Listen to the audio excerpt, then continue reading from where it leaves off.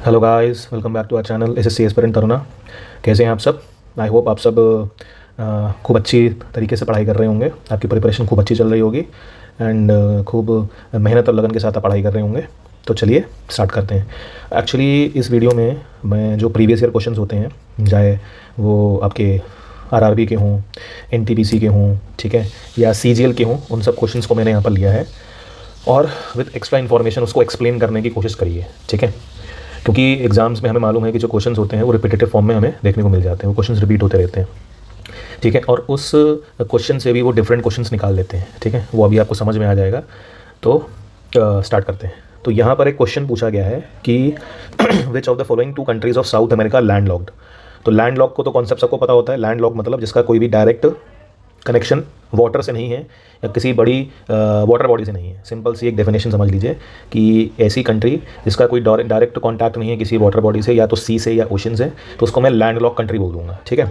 इसका यहाँ पर उन्होंने आंसर दे दिया है, जो कि हमें याद रखना है वो है पैराग्वे एंड बोलीविया, ठीक है।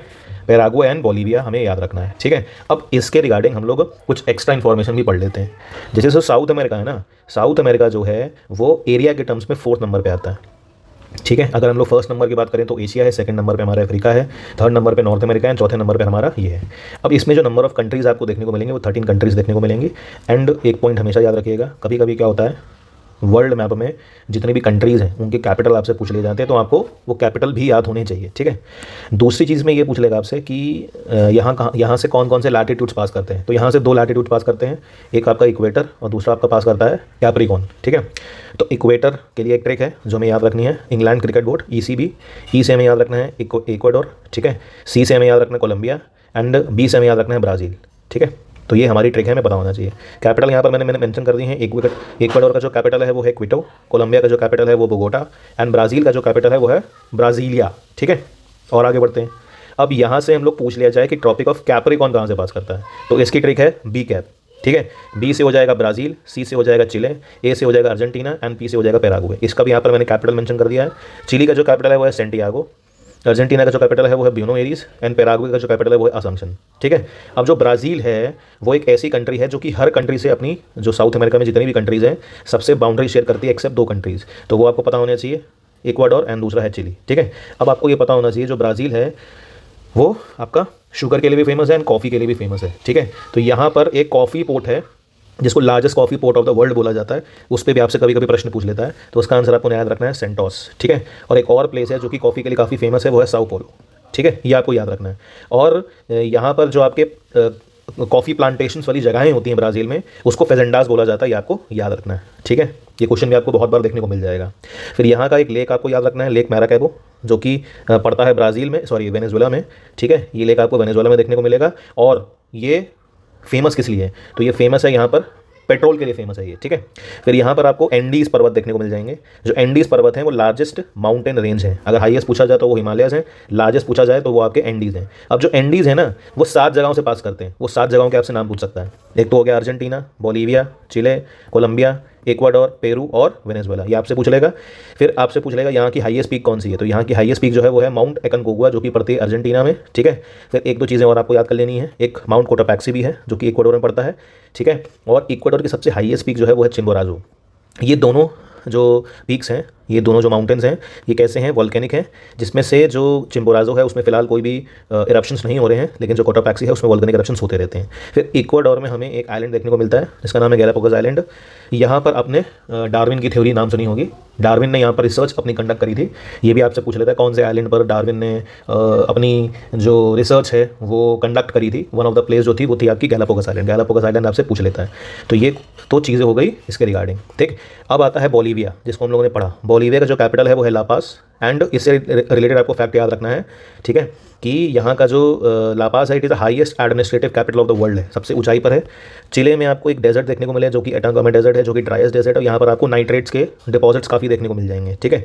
अर्जेंटीना में आपको देखने को मिलेगा पैटागोनिया डेजर्ट, जो कि कैसा है, एक कोल्ड डेजर्ट है, ठीक है।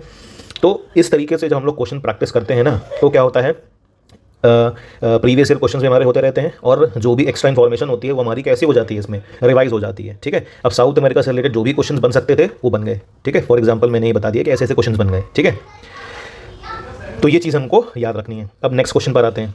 नेक्स्ट क्वेश्चन है Suez canal is an artificial waterway that connects which of the following seas. ठीक है, तो सियूज कैनाल इसका जो आंसर है वो है आपका ये मेडिटेरियन सी को रेड सी से कनेक्ट करता है, ये आपको याद रखना है। फिर से एक वर्ल्ड ज्योग्राफी का क्वेश्चन आ गया है।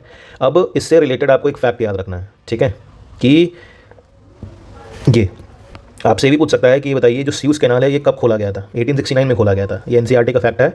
और इससे इंडिया और यूरोप तक की जो डिस्टेंस है उसको हम लोग 7000 किलोमीटर से रिड्यूस कर सकते हैं। तो यहाँ पर आपसे 1869 की डेट पूछ सकता है। फिर ये पूछ सकता है कि ये बनाया किसने था, तो ये कंस्ट्रक्ट करा था एफडी लेसेप्स ने, ये आपको याद रखना है, ठीक है। अब इससे रिलेटेड अफ्रीका से जो मेजर क्वेश्चन हमसे पूछे जाते हैं वो हम पढ़ लेते हैं, ठीक है। पहली बात तो ये एक ऐसा कॉन्टिनेंट है जहाँ से तीनों लैटिट्यूड्स पास करते हैं, इक्वेटर भी पास करता है, कैंसर भी पास करता है एंड कैप्रिकॉर्न भी पास करता है, ठीक है। तो पहले इक्वेटर देख लेते हैं। इक्वेटर की जो ट्रिक है वो मैंने बनाई है गैंग्स ऑफ डक्स, कहीं से कट कॉपी नहीं है, खुद की है, ठीक है। जी से आपको याद रखना है गबोन, ठीक है। डी से आपको याद रखना है डेमोक्रेटिक रिपब्लिक ऑफ कॉन्गो, इसको आप ज़ायरे बोलते हैं। यू से युगांडा याद रखना है। सी से कॉन्गो याद रखना है। के से कीनिया याद रखना है और ऐसे सोमालिया याद रखना है, ठीक है। पूछ सकता है पेपर में आपसे। फिर tropic of Capricorn, tropic of Capricorn की जो ट्रिक है वो है brand new MMS. B is for Botswana, N is for Namibia, M is for Mozambique, M is for Madagascar, N is for South Africa. इसी तरीके से tropic of cancer की जो ट्रिक है, ठीक है, ये है नेम LMW, ठीक है। एन से आपको मिल जाएगा नाइजर, ए से मिल जाएगा आपको अल्जीरिया, एम से हो जाएगा माली, ई से हो जाएगा इजिप्ट, एल से होगा लीबिया, एम से हो जाएगा मॉरिटाना, ठीक है, और डब्ल्यू से हो जाएगा वेस्टर्न सहारा। एक क्वेश्चन यहाँ से बनता ही बनता है, ठीक है, कि ऐसा कौन सा कॉन्टिनेंट है जिससे तीनों लैटिट्यूड्स पास करते हैं, ठीक है। फिर आपने एक यहाँ पर जब आप मैप पे जाओगे तो यहाँ पर आपको ये मोरक्को देखने को मिलेगा और इसी के ऊपर आपको स्पेन देखने को मिलेगा। यहाँ पर एक स्ट्रेट देखने को मिलती है जिस स्ट्रेट को बोलते हैं स्ट्रेट ऑफ जिब्राल्टर, तो यहाँ पर मैंने आपको यहाँ पर मेंशन कर दी है। अब जो स्ट्रेट होता है वो क्या होता है, एक चीज़ स्ट्रेट होती है और एक होती है आपकी इस्ट्यूमस। स्ट्रेट क्या करती है, दो लैंड जो ब्लॉक्स होते हैं, जो दो पीसेस ऑफ लैंड होते हैं उनको सेपरेट करती है, दो वाटर बॉडीज़ को जोड़ती है। सिमिलरली जो आपका इस्ट्यूमस होता है वो क्या करता है, दो वाटर बॉडीज़ को अलग करता है एंड दो लैंड पीसेस को जोड़ देता है। ये सिंपल सा कॉन्सेप्ट होता है। अब जो स्ट्रेट ऑफ जिब्राल्टर है ये आपको याद रखना है, ये मोरक्को स्पेन को अलग करता है और मेडिटेरियन सी को जोड़ता है किससे, अटलांटिक ओशन से, ठीक। तीसरा आपको यहाँ पर दूसरी चीज़ आपको यहाँ पर ही देखने को मिलेगी, यहाँ पर आपको ये रेड सी देखने को मिलेगा, ठीक है, और ये मेडिटेरियन सी था, यहाँ पर सियूज कैनाल, यहीं पर आपको गल्फ ऑफ अदान देखने को मिलेगा। अब यहीं पर आपको एक स्ट्रेट देखने को मिलेगा, स्ट्रेट का नाम है स्ट्रेट ऑफ बाब अल मंदेब, ठीक है। अब ये जो स्ट्रेट ऑफ बाब अल मंदेब है ये बिटवीन यमन एंड आपका अरेबियन पेनिनसुला के बीच पड़ती है, यमन को अलग करता है अरेबियन पेनिनसुला से।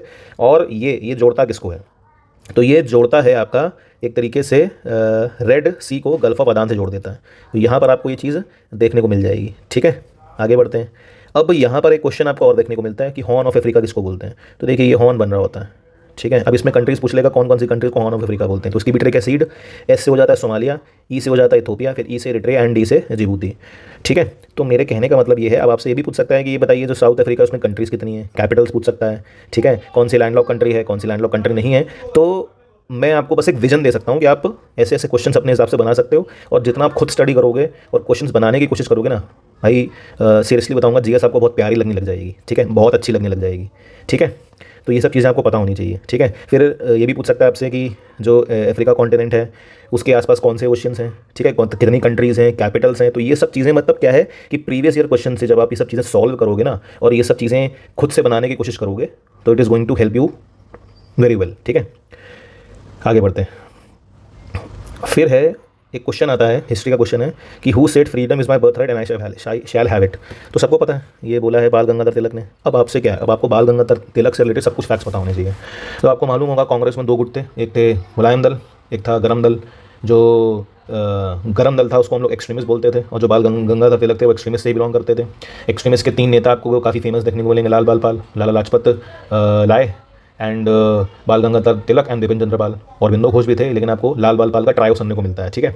अब आपसे इससे रिलेटेड क्या क्या पूछ सकता है लोकमान्य तिलक से, देखो उनसे उनकी डेट ऑफ बर्थ पूछ सकता है, 23 जुलाई 1856 रत्नागिरी। प्लेस ऑफ कब मरे वो पूछ सकता है, ठीक है। जब ये 1920 में मरे थे ना, तो उसी के बाद हमारा नॉन कॉपरेशन मूवमेंट स्टार्ट हुआ। उसी नॉन कॉपरेशन मूवमेंट में तिलक स्वराज फंड स्टार्ट किया गया था इन्हीं के नाम पर, ठीक है। फिर टाइटल पूछ सकता है, टाइटल इनको लोकमान्य बोलते हैं, ठीक है। फिर जब भी आप मॉडर्न हिस्ट्री पढ़ते हो तो जितने भी हमारे लीडर्स रहे हैं उनके कोई न्यूज़पेपर हो या टाइटल्स हो या कभी जेल गए, तो ये सब क्वेश्चन काफ़ी पेट क्वेश्चन रहते हैं, ठीक है। तो इन्होंने एक सोसाइटी बनाई थी जिसका नाम था डेक्कन एजुकेशन सोसाइटी 1884 में, पढ़ाने लिखाने के लिए, ठीक है, स्पेशली इंग्लिश लैंग्वेज, ठीक है। और इन्होंने 2 न्यूज़पेपर में बहुत बार सवाल पूछा गया। इनके 2 न्यूज़पेपर के नाम आपको याद रखने, एक का नाम था केसरी और दूसरे का नाम था मराठा। जो केसरी था वो मराठी भाषा में था और जो मराठा था वो अंग्रेजी भाषा में था, ठीक है। 2 फेस्टिवल्स चालू करे थे यूनिटी को शो करने के लिए, तो एक थे गणेशा और एक था आपका शिवाजी। ये फेस्टिवल आपसे पूछ सकता है कब स्टार्ट किया, 1893 में और 1895 में, ठीक है। फिर इन्होंने होम रूल लीग स्टार्ट हुई थी, 2 होम रूल लीग स्टार्ट हुई थी। एक एनी बेसेंट ने स्टार्ट करी थी और इन्होंने स्टार्ट करी थी, इन्होंने कर्नाटका स्टार्ट करी थी, ठीक है। अब होम रूल लीग पूछ लेगा आपसे, होम रूल लीग कब स्टार्ट हुई थी? तो 1916 में स्टार्ट हुई थी। इन्होंने कब स्टार्ट करी थी? तो अप्रैल में स्टार्ट करी थी। तो यहीं पर इन्होंने स्लोगन दे दिया था, freedom is my birth right and I shall have it, ठीक है। उसके बाद और क्या पूछ लेता है, अब ये जो इन्होंने अपने न्यूज़पेपर बनाए थे ना, इन्होंने ब्रिटिश सरकार के अगेंस्ट सेडिशियस आर्टिकल्स लिखने स्टार्ट कर दिए थे, ठीक है, जिससे इनको क्या कर दिया गया था, 6 साल के लिए मांडले जेल भेज दिया गया था। मांडला जेल अब कहाँ पड़ता है? तो ये मांडला जेल पड़ता है बर्मा में, ठीक है। अब वहीं पर उन्होंने एक किताब लिखी थी, इसको गीता रहस्य बोलते हैं, ठीक है। इनकी किताब भी पूछ लेगा आपसे, किताबों के नाम तो आर्कटिक होमो वेदास है एंड गीता रहस्य है, ठीक है। उसके बाद इनको टाइटल दिया गया है, टाइटल का नाम क्या था? Indian unrest. किसने दिया है? एक आपके राइटर हैं जिनका नाम वैलेंटाइन चिरौद है, जिन्होंने अपनी किताब एक इंडियन अनरेस्ट छापी थी, उसमें उन्होंने टाइटल दिया। तो ये सब चीज़ें आपको एग्जाम में मैं श्योर शॉट बोल सकता हूँ देखने को मिलती है, मिलती थी और मिलती रहेंगी, ठीक है। आप तो जब प्रीवियस ईयर क्वेश्चन लगाओगे ये और इस वीडियो को देखोगे और इस वीडियो के साथ पढ़ोगे और रिवाइज करोगे तो आपको लगेगा कि यस जो मैंने पढ़ा है वो आपको देखने को मिला है, ठीक है। चलिए आगे बढ़ते हैं। अब एक क्वेश्चन आ जाता है न्यूक्लियर पावर प्लांट्स पे, ठीक है। पूछ रहे भैया कुंदकुलम कहाँ पर है, ठीक है, तो मालूम है तमिलनाडु में है। अब और क्या पूछ सकता है भैया, और क्या पूछ सकता है? तो पहली बात तो कुछ चीज़ें फैक्ट याद करने पड़ेंगे आपको कि भैया सबसे बड़ा न्यूक्लियर पावर प्लांट आपका कुंदकुलम ही है, ठीक है, ठीक। दूसरी चीज़ क्या आपको याद रख लेगा, 2024 के हिसाब से, डेटा के हिसाब से अभी तक 24 यूनिट है टोटल न्यूक्लियर पावर प्लांट्स की, total units, total number of nuclear power plants नहीं, टोटल यूनिट्स हैं, और जिनकी कैपेसिटी 8180 मेगावाट है, ठीक है। अब आपसे पूछ लेगा पहला न्यूक्लियर पावर प्लांट कब बना, तो भैया पहला न्यूक्लियर पावर प्लांट बना आपका तारापुर, ठीक है, 1969 में बना। यहीं पर सबसे पहले एक बार एक रिएक्टर का इस्तेमाल करा गया जो कि आपका था अफसरा। अब ये अलग अलग लोकेशन दे रखे हैं, तारापुर आपका पड़ जाएगा महाराष्ट्र में, ठीक है, रावत भाटा पड़ जाएगा राजस्थान में, 1972 में बनाया गया। कलपक्कम आपका बन जाएगा, कलपक्कम कहाँ पड़ जाएगा? कलपक्कम आपका हो जाएगा कलपक्कम कहाँ पड़ेगा? कलपक्कम यहाँ पड़ेगा, कलपक्कम भी आपका ये तमिलनाडु में पड़ जाएगा, ठीक है, याद रखना कलपक्कम भी तमिलनाडु में पड़ेगा। उसके बाद नरोरा पूछ लेगा, नरोरा पड़ेगा आपका उत्तर प्रदेश में, ठीक है। उसके बाद ककरापरा पड़ेगा आपका गुजरात में, कैगा पड़ेगा कर्नाटका में, और कुन्नुकुलम भी पड़ेगा आपका तमिलनाडु में, ठीक है। कुछ प्रपोज्ड हैं लेकिन जिन पे क्या है अभी सरकार ने कोई एक्शन नहीं लिया है, ठीक है, क्योंकि वो अपोजिशन फेस कर रहे हैं। तो एमपी में 2 प्रपोज हैं, एक का नाम है बारगी छुतका और एक का नाम है आपका कावड़ा छुतका, ठीक है। ये प्रपोज हैं लेकिन बने नहीं हैं, ठीक है। फिर राजस्थान में एक प्रपोज है जिसका नाम है माही बंसवाड़ा, ठीक है, और एक कुम्हरिया प्रपोज है जो कि गोरखपुर और हरियाणा में प्रपोज्ड है, ठीक है। ये अलग अलग यूनिट बनेंगी कुम्हरिया, ये सब प्रपोज्ड है, ठीक है। अब ठीक है, ये भी आपसे पूछ लेगा, मैप में आप देख सकते हो, मैप में लोकेशन है।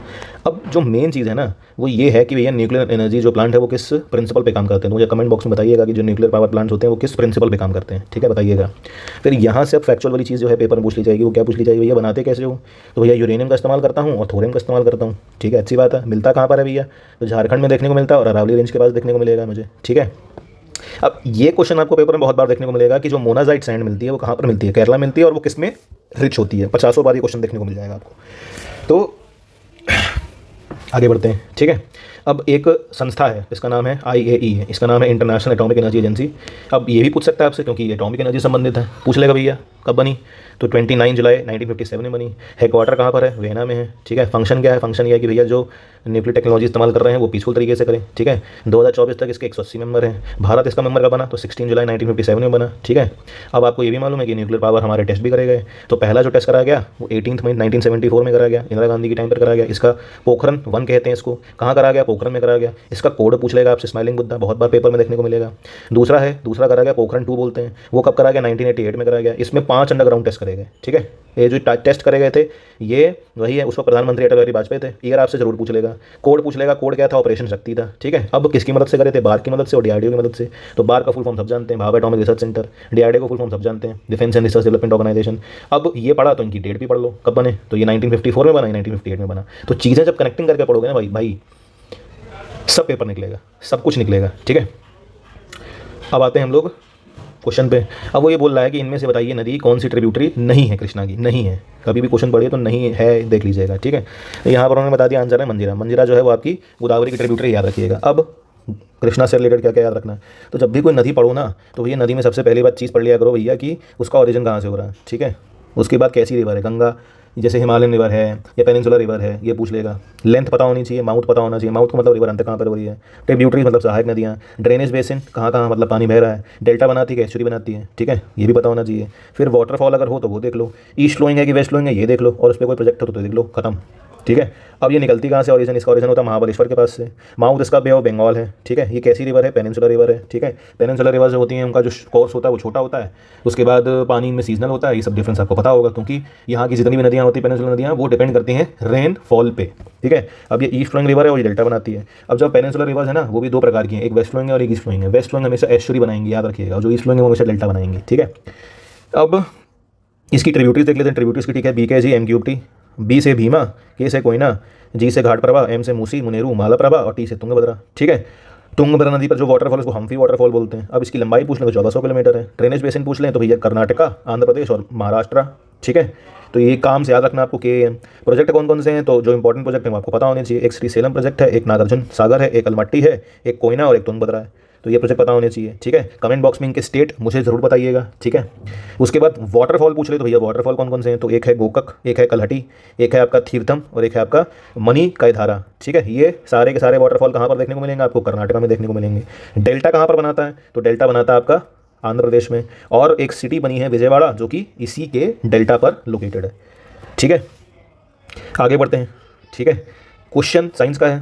क्वेश्चन पूछ लेगा आपसे कि बताइए कि इनमें से कौन सी डिजीज़ वायरस से होती है, ठीक है भैया। वायरस वाली डिजीज़ यहाँ पर आपकी चिकन पॉक्स है भैया। अब पूछ लेगा भैया, अब वायरस की बात हुई तो भैया वायरस की खोज किसने करी, तो दिमित्री इवानोव्स्की ने करी, 1892 में करी। तो ये एक बीमारी के बारे में पढ़ रहे थे जिसका नाम था टोबैको मोसेक वायरस, ठीक है। उसी में पता चला कि ये कुछ वायरस नाम की चीज़ होती है, ठीक है। तो तुमसे ये भी पूछ लेगा भैया टोबैको को जो वायरस अफेक्ट करता है, टोबैको को जो डिजीज़ होती है उसको हम लोग क्या बोलते हैं, तो टोबैको मोसेक वायरस बोलते हैं, और जो डिजीज़ होती है उसको टोबैको मोसेक डिजीज़ बोलते हैं। अब यहाँ पर आपको ट्रिक पता होनी चाहिए, ठीक है, कि सारी बीमारियाँ कौन कौन सी हैं। तो virus is a red scam, याद रखना है, ठीक है। तो वायरस जिसमें अब लाल लाल हैं उसी से उनको सारी ट्रिक याद रखनी है, मतलब, ठीक है। सारी बीमारियाँ याद करनी है। आई से इन्फ्लुएंजा हो जाएगा, वायरस पूछ ले तो इन्फ्लुएंजा वायरस। सी से 3 याद रखनी है, chicken pox, chikungunya and common cold.